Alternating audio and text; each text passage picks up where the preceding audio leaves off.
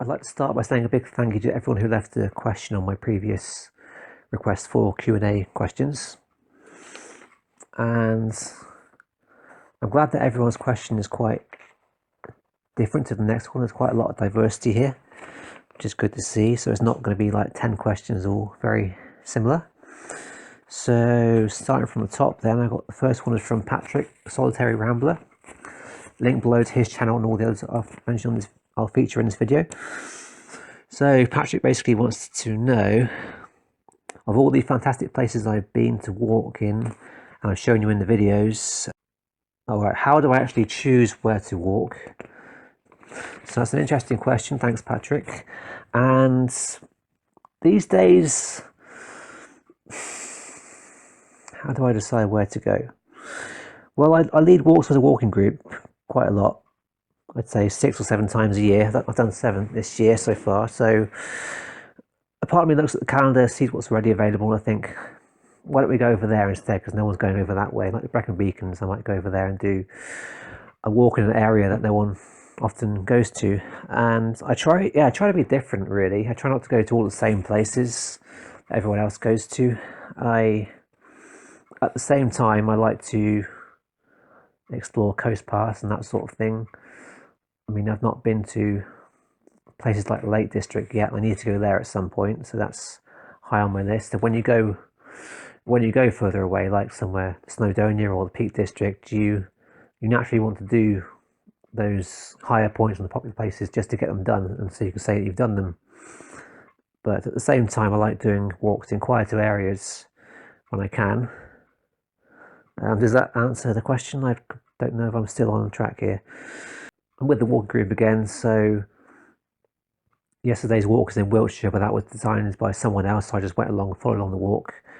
The week before that, I was on Dartmoor with Summit or Nothing, so that was again decided by someone else. Sometimes, if I'm going walking with a friend, I'll say, right, have you been here? We could go there, and I had no good idea for a route, but quite often, I'm quite familiar with most of Somerset and the local area, so if I'm doing a walk there now, it's normally one that I know or I've done before, or I'm fairly confident doing it, but I think I've answered the question. Sorry if I haven't. I think I'm really trailing on a bit there and I've got lots to get through here, so thanks Patrick. Next question is from Robin at Walk with Wallace, another YouTuber. His channel will be linked to below. He's quite well known for making videos about, let's say, wild camping, Munro bagging, mini adventures, that sort of thing. Well worth watching Robin's channel. I do keep up with every video. And Robin wants to know, if he was to come to the southwest of England, what walk would I recommend?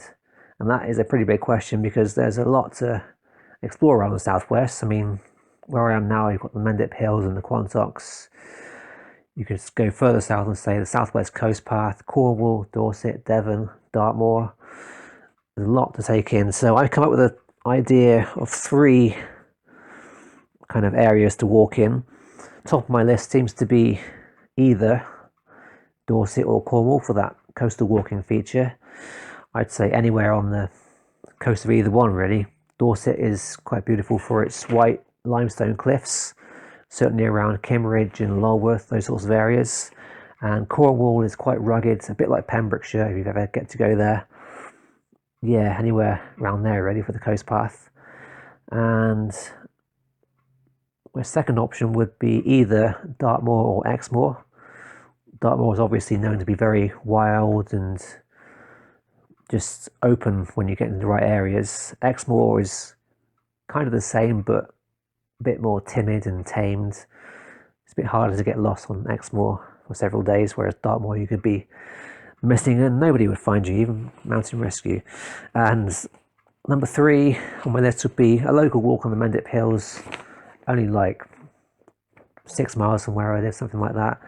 And that takes on a hill called Crook Peak. If you ever drive down the M5 going south past Weston towards Bridgewater and Exeter and all that, there's a big hill on your left. It's not the highest hill, it's like 175 meters, but it's called Crook Peak and it's well known locally. One of my favorite local walks basically follows the West Mendip Way along a ridge, along Wavering Down and some other hills, and eventually you get up to Crook Peak, and it's just a really rewarding walk there are different routes you can figure out and take in that area, but for me, Crook Peak is a very local highlight, probably my favourite hill in the local area, really. So thanks again, Robin, for that question. Next one is from a fairly new subscriber. That's Jimmy from Lundy's Wildcamp and Bushcraft. He wants to know, what are the best boots that I have used for my walks and why? Yeah, so I've basically got two pairs of boots, one pair of walking shoes. So these boots are the Berghaus Supalite IIs. I bought these for £100 just over 3 years ago, and ironically, it comes to the end of their life now because, well, the right foot's the one that's missing. So I was cleaning these recently and re-waxing them, ready for yesterday's walk actually, but in the process of that, two of these eyelets broke off, and now I'm already missing one on this side, and plus I'm missing one on the left boot as well. And it's just like, I can't lace these up anymore, so I can't confidently wear them. They're not very safe to wear. And on top of all that, they have started cracking on the toe bend here, but also the tread down here is very low on the heel. So I think for £100 and 3 years worth of abuse, I do a lot of walking each year. They had seen a lot of miles on them. They're still very waterproof, but I think they've been really good value for money. They're pretty comfortable. They do keep my feet dry, and yeah, unfortunately their time has come. Before I bought these, I was wearing Salomon Quest 42s that are quite popular.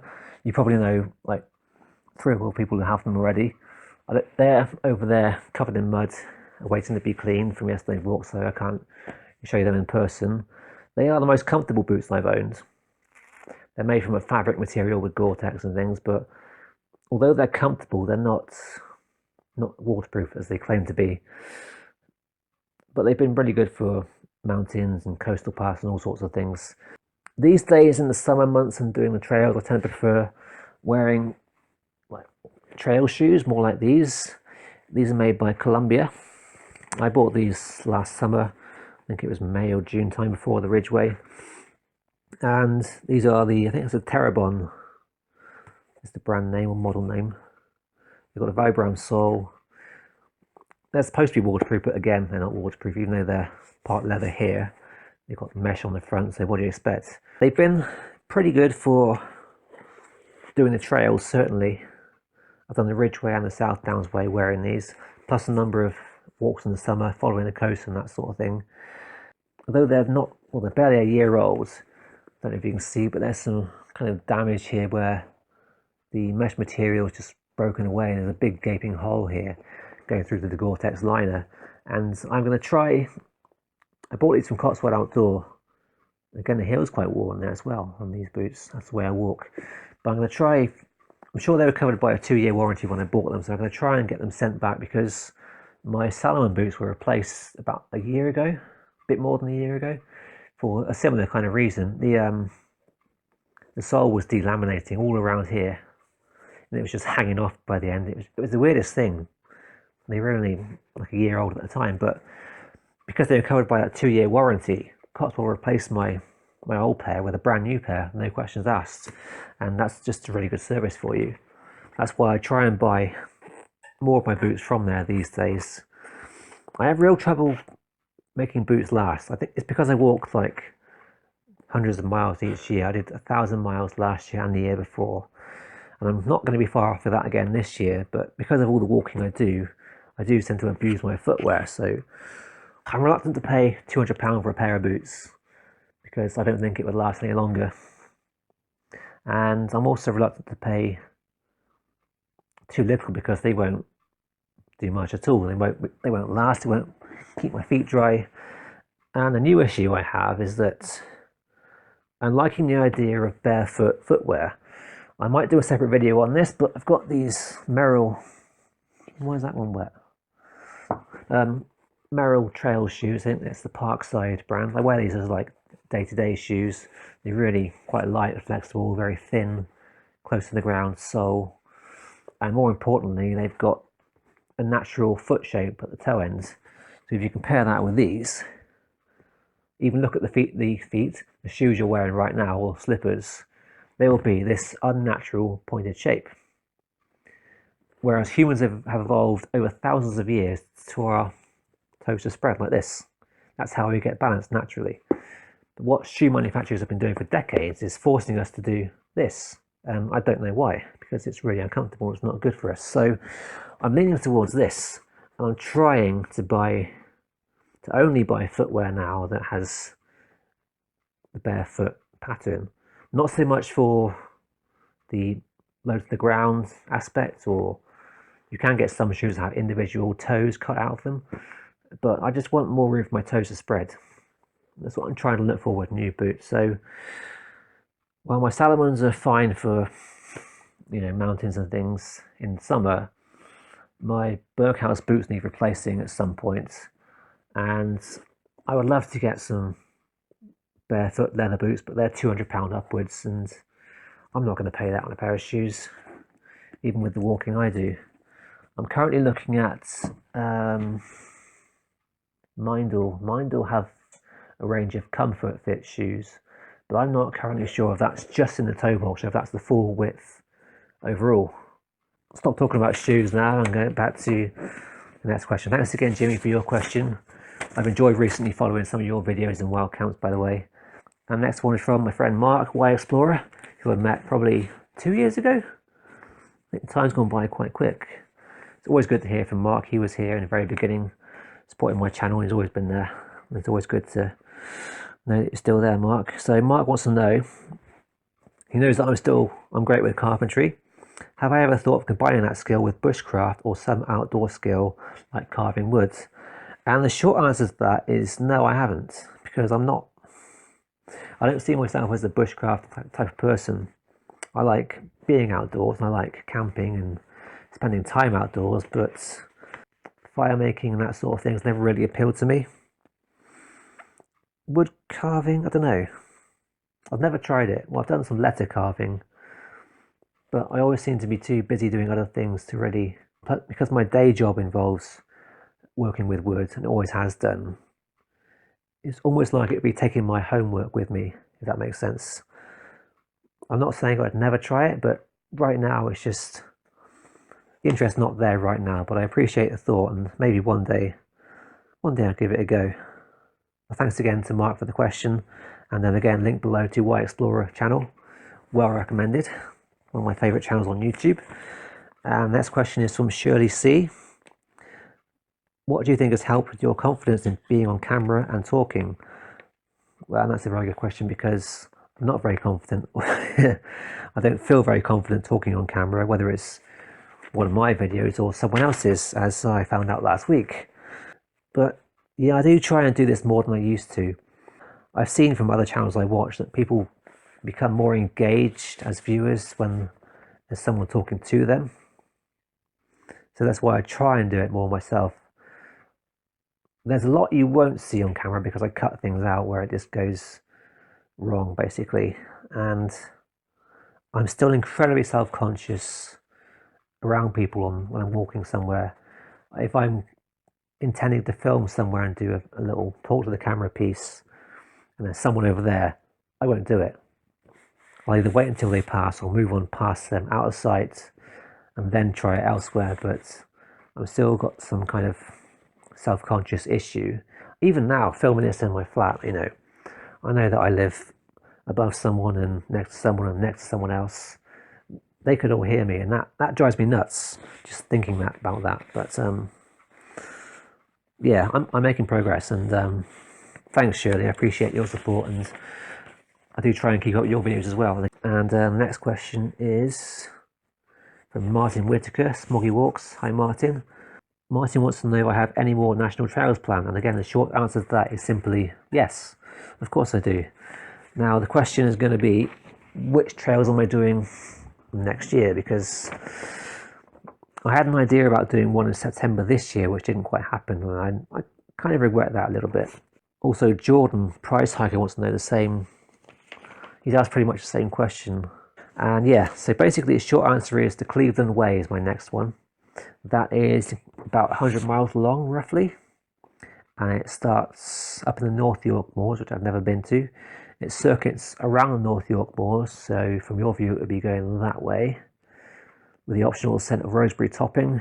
Then you go around the moors, and you come down the coast towards the end, past Whitby, and back to the, yeah, that's it, the end of the trail.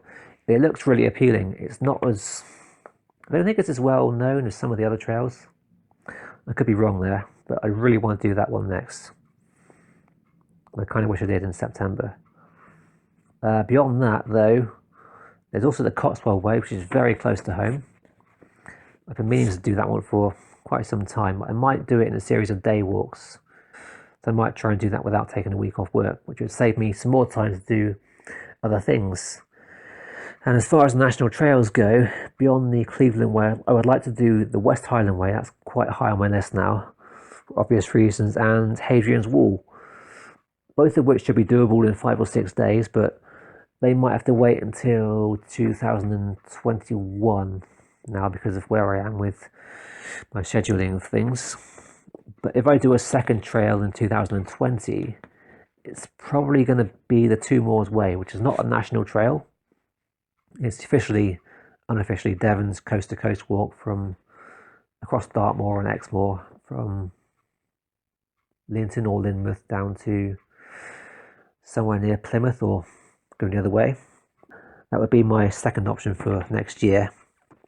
But I might also be going to, I need to go to the Lake District next year because I've not been there yet, as I was saying. So that's going to be another week off work, so that's 2 weeks gone. I probably get one more in my allowance.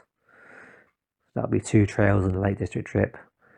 Thanks again for your question, Martin. I'm going to move on to the next one. This is taking me a lot longer than I thought it would. All right, next question is from someone I'm not familiar with. Their username is SmackDab, so thanks for your question. Do I find it difficult to upload content consistently? And the short answer to that is definitely yes. That's evident by the fact it's taken me like a month to do this video. It's partly to do with, although I do a lot of walking, I'm out most weekends, I don't like to film every walk, so I haven't always got content ready. And that's one reason I don't always do it. It's mainly just having the content there ready to go. Even doing little things and finishing it off, like making the time now to sit here and do this recording, make the narration, just things like that. I just don't have a routine for it. I don't really get to grips with it very well. But I appreciate the question. Next one is from Gillian Smith, another long-term subscriber who is also on YouTube. Link below. Jill wants to know what camera and equipment I use along with the software for editing, basically, and would I recommend it. Well, the camera I'm filming with right now is my main camera for shooting the videos and filming things. It's the Olympus Tough TG4. It cost me about £300 a few years ago. I bought it mainly because it's waterproof. It's basically like a rectangular point and shoot camera. It does a decent enough job. For my liking, it picks up far too much background noise from the actual autofocus lens of the camera when you're doing a video, and you can't disable it either. My camera is about to stop recording for some reason. Why are you doing that? Next question is from Merrell Larwood of Cool Dudes Walking Club. What are my top 3 favourite bits of gear? I thought long and hard about this one, but I've got 3 options at last. The first one is a pair, and that's my walking poles. These are the Leki Sherpa XL walking poles. They've got the flip lock, easy adjustment. They're pretty strong poles, a decent length. They've got the extended hand grip down here, so you can grab it without changing the length. I can fit my camera tripod accessory onto here, and yeah, they're really good poles. I've had these for nearly 2 years now, and I'm not going to change them for anything. I'm happy with them. So that's my first item. Second one on my list is my trousers.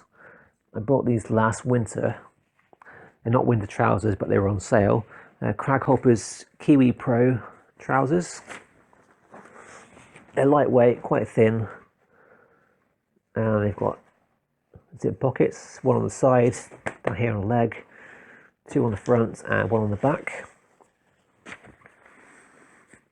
They're also quite water repellent, not waterproof, but they do dry out quite quickly. I had a pair of these a few years ago that I bought. And they were really quite baggy in the middle, and I didn't like that at all. But these ones actually are quite slim fitting. Yeah, I recommend them. I've got 2 pairs as well. My third item is the buff. I'm sure most of you know what a buff is. A very versatile piece of headwear. You can wear it around your head, you can wear it around your neck. You can make a balaclava from it, a bandana. I also wear it as an eye mask when I'm sleeping, so I just pull it around my head like that. It's basically when I'm camping. And yeah, I've actually got 2 of these. This one is the, what's this, polyester, probably. It's a lightweight one I wear in the summer so that I don't get sunburn on the back of my neck. And the other one I've got is made from merino wool, which is great for wearing in the winter and cold seasons.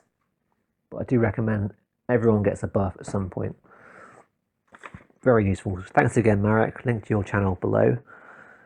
And the next question is from Trev at Somewhat Nothing, who I recently met on the Dartmoor walk he organised. Trev wants to know what is my absolute favourite walking location. And again, I've thought quite long and hard about this because I've been to quite a few places in the UK. I'm going to stay local and say the Quantock Hills. I can get there in less than an hour from home.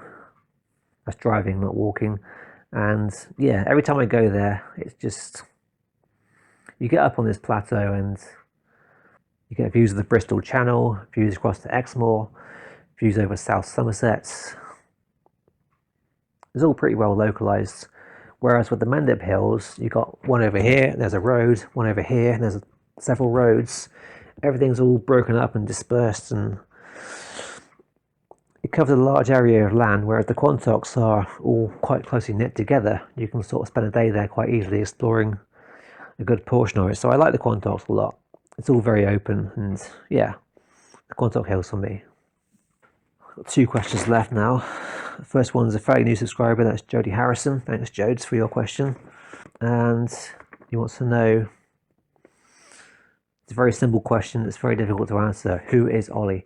Well, I never know how to answer that sort of question, unfortunately. I can tell you what I do for a living and where I live, how old I am, but who am I? Don't know, I'm just someone who walks, someone who spends a lot of time on their own, someone who has got no real direction in life. I never went through school thinking, right, I want to do this, I'm going to do that. I'm just still kind of wanting to do something, but I'm not entirely sure what or where to find it.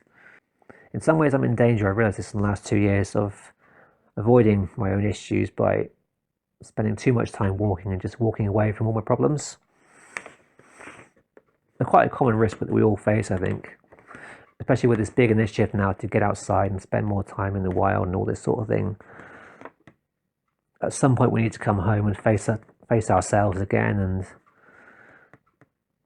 that will never change. But who am I? No, I don't know. I'm just someone sat in front of a camera now, making a video. Is it time for a cup of tea yet? It nearly is. My final question is from Alan Metalman, and he would like to know, of all the walks I have done, which is the best and why? I've got 3 options for this one as well. I think I've got videos of most of these walks, if not all of them. They're not local walks either, it's interesting that is. Alright, 3 of my favourite walks. The first one is the Long Mynd on Shropshire. Up on the Long Mynd, it's just, yeah, you get up there and it's just open. There's hills everywhere. It's like a mini version of Wales. It's quite incredible. I think Shropshire is too easily bypassed by people going north or south on the motorways, and it's well worth exploring. My second walk has got to be in Snowdonia. This was last summer. There's a video of it on my channel somewhere, but it's Trevan and the Glidders. A very challenging day with lots of scrambling, but the whole experience was just fantastic. I did it with 3 friends. I've never done much scrambling before, and yeah, we went in at the deep end a bit, but Trevan itself was just a really memorable mountain to climb, and then doing the Glidders after that, it was just, yeah, really special day. And my third one was going to be a walk from Dorset. I've just written down Dorset here, which is a bit vague. It could be anywhere. But I think my most memorable walk from Dorset would have to be the one I did. There's no video of this. I think it was 2015. I went camping down there. And I did a walk from the campsite at Harmon's Cross, which is on the railway line between Norden and Swanage. I walked south 3 miles to join the coast path, and I went anti-clockwise around past Dancing Ledge, through Swanage up to Old Harry Rocks. Then I came back along the Purbeck Ridge, following the Purbeck Way for a bit, and then dropped down to Harmon's Cross again. That was just a really good day, a good mixture of awesome coastline and landscape scenery and a ridge walk. Yeah, there was a lot going on that day. It was just one of my favourite walks in Dorset. That day, for a circular walk that takes in so much, it was probably like 14 miles long, but it was just really a really good experience. And thanks again, Alan, for your question. And I think that is it for this video. Thanks again for all your questions and your support, and to all of you who watch as well. And I'm going to try and get some more videos done soon, and I will see you then. Take care in the meantime.